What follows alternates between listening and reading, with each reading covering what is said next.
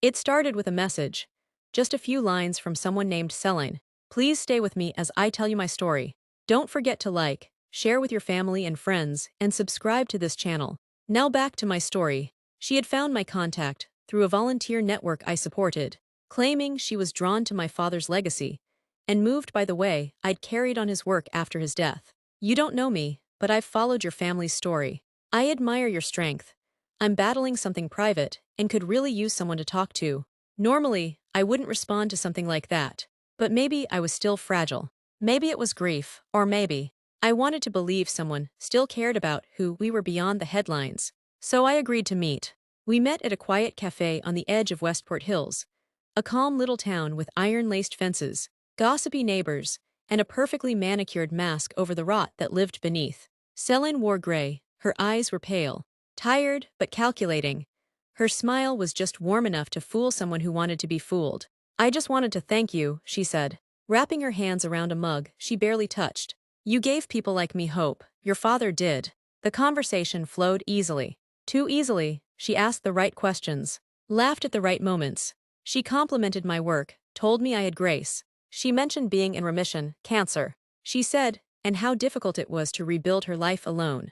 I offered her a guest room for the weekend, just until she could get back on her feet. She said no at first, then hesitantly agreed. My mother wasn't thrilled, but I defended the decision. Dad would have wanted this, I insisted. But within days of her moving in, small things began to feel off. She seemed to know our routines before we told her. She showed up in places she shouldn't have been. And one day, while walking past the study, I caught her holding a photo of my father, her thumb brushing his face like a memory she didn't have a right to miss. I should have trusted my gut then, because what I didn't know was that Celine already knew more about me than I knew about her, and that she wasn't just some lost woman needing help. She was here for something, and she wasn't leaving until she got it. The first real warning sign came on the third morning. I was in the kitchen pouring coffee when Celine walked in wearing one of my father's old sweaters, something I'd kept in a sealed storage bin in the attic. It was beige, with a worn-out crest from his university days, and still faintly smelled of his cologne. I froze. Oh, this, she said, noticing my reaction. It was in the closet upstairs. I figured it was okay. But it wasn't. That sweater wasn't in any closet. It was tucked away in a box marked "Do Not Touch," one only family knew about.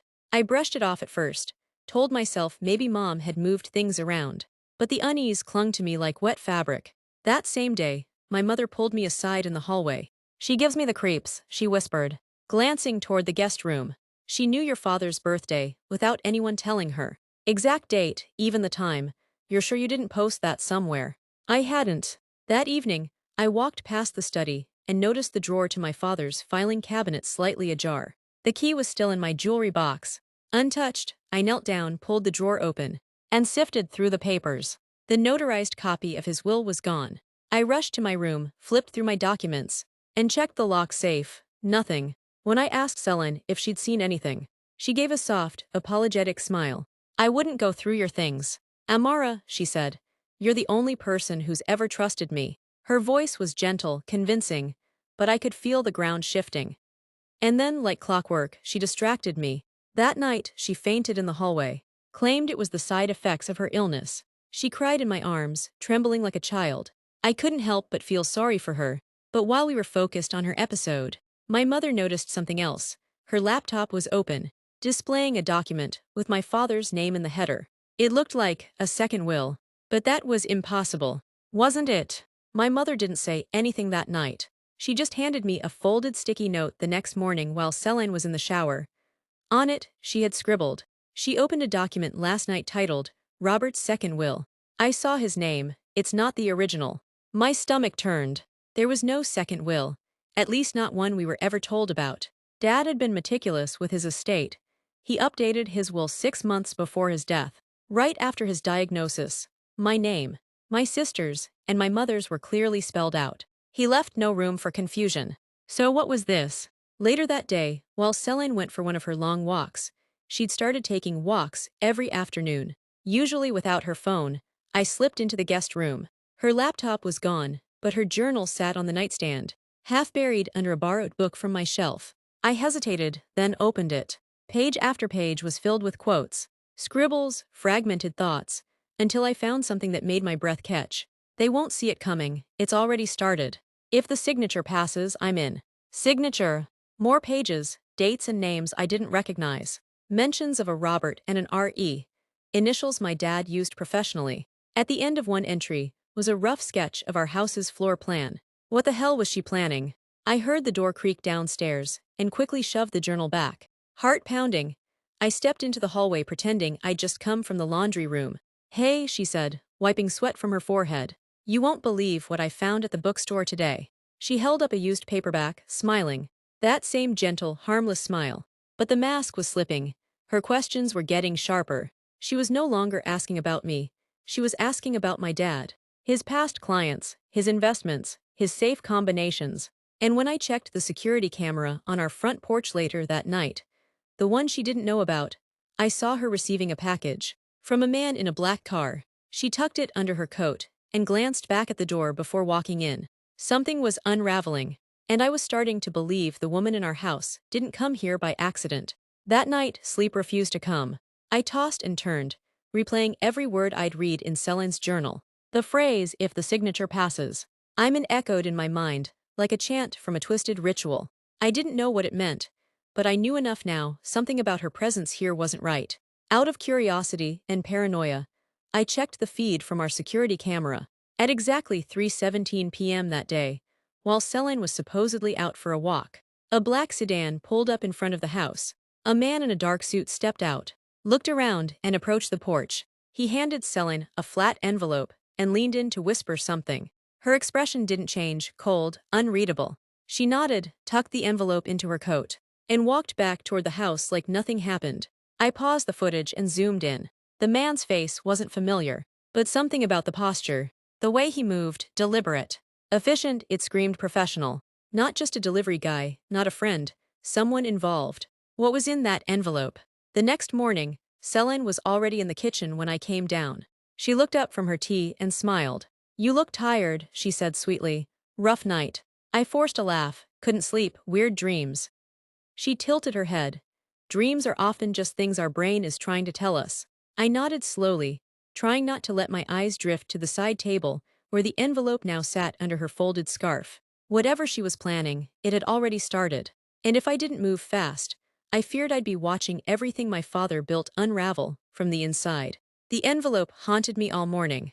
Every time I walked past the table, it sat there innocently beneath Celine's scarf, as if it didn't contain a secret capable of unraveling my entire life. I couldn't ask her about it directly, not without tipping her off that I was onto her, so I played along, polite smiles, small talk. I even complimented her tea, jasmine with a hint of something bitter, though the taste made my stomach turn. Later that afternoon, she left to run errands. I waited 5 minutes, watched her drive off, then sprinted to the living room. My hands trembled as I pulled the envelope free. Inside was a legal document. The paper smelled crisp. New, the ink was dark, purposeful. Amendment to the will of Robert Ellison. Ellison, my father. The signature was his, or a damn good forgery. It reassigned 80% of his estate, including an offshore investment portfolio in a country I couldn't pronounce, to Celine Marlowe. The date on the document was a week before he died. But here's the thing, my father was in hospice that week, barely able to speak, let alone sign legal documents. At the bottom was a witness signature. I scanned it, and nearly dropped the paper. Anna Ellison, my mother, but she died 3 years ago. A fake witness, or a forged identity. Suddenly, I didn't know which was worse. The thought that Celine had fabricated the entire amendment, or that someone in my family had helped her do it. Either way, this wasn't just about grief anymore. It was about theft, deception, a carefully staged takeover of everything my father owned. I folded the paper and took photos, every angle, every page. It was time to get a second opinion. And maybe a lawyer. I didn't go to a lawyer right away. Instead, I drove to the one place I had avoided for months, my dad's study. We had locked it after his funeral, unable to bear the smell of his cologne still lingering in the air. The half-read books on his desk, the cardigan draped over the armchair like he'd just stepped out.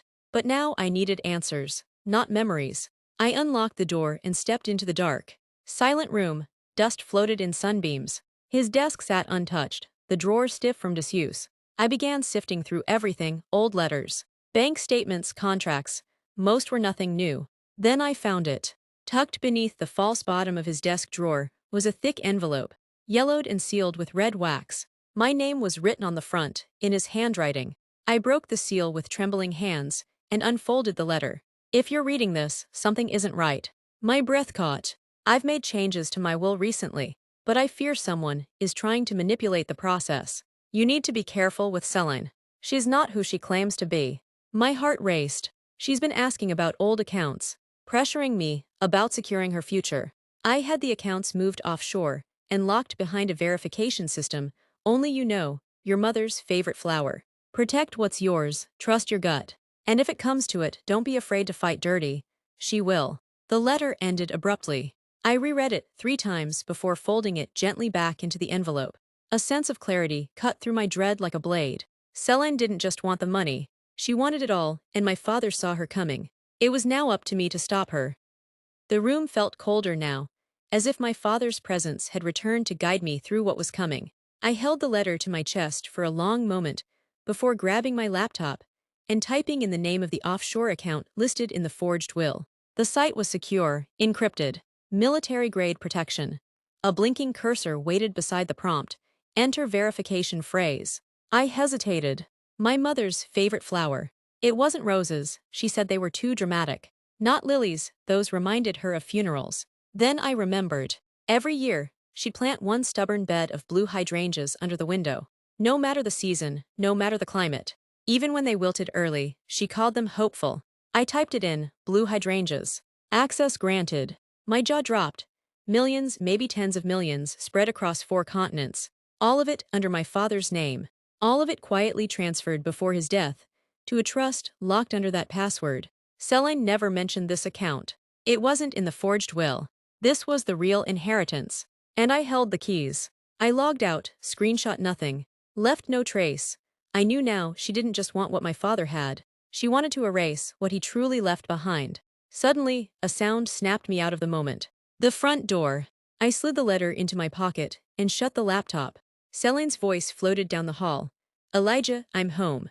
I stepped out of the study, heart thundering. Hey, I said casually. How were the errands? She smiled as she kicked off her shoes. Productive, things are falling into place. I nodded slowly. They were. Just not the way she thought. I knew I couldn't confront her yet. Not without proof that would stand in court. The forged will, the letter from my dad, and the hidden accounts were pieces of the puzzle, but I needed more. So I started recording. Over the next few days, I installed a voice recorder in the study and a hidden camera in the living room. I played the role of dutiful stepson while watching her mask slowly slip. And then one night, it happened. She was on the phone, pacing. I told him the will was real. If he questions it, we'll say his dad wasn't in the right mind. That letter, probably fake, but he's quiet. We'll keep pushing. Once it's all transferred, he can have the rest. My chest tightened. She hung up. I waited until she left again and retrieved the recordings. There it was, evidence of manipulation, fraud and intent to deceive. I sent it to the lawyer my dad once trusted. She called me back within hours. Elijah, that's more than enough. We'll file for a full contestation of the will. If that letter's verified and the trust holds up in court, she's done. It was happening.